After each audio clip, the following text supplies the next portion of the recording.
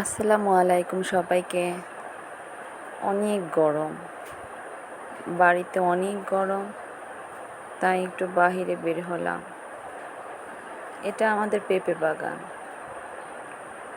বাগানটা করা হয়েছিল খুব একটা স্বপ্ন নিয়ে, কিন্তু পানির অভাবে গাছগুলোর অবস্থা দেখে মনটাই খারাপ হয়ে যাচ্ছে। সারা দেশে প্রচুর পরিমাণে বৃষ্টি, আর আমাদের এখানে কোনো বৃষ্টিই নেই।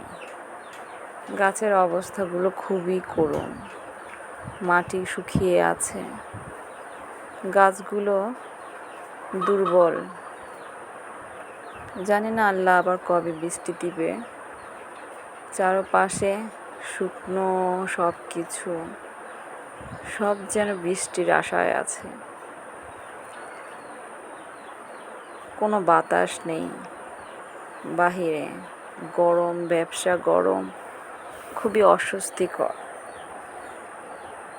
এর মাঝে মাঝে কিছু সবজিরও গাছ আছে বাগানের ভিতরে ভিতরে, সবুজ হয়ে আছে চারপাশ। চেষ্টা করছে তার সৌন্দর্য সবুজের মাঝে বিলিয়ে দেওয়ার জন্য। একটু পানি পেলে মনে হয় গাছগুলো আরো সুন্দর হতো। চারপাশে খোলামেলা,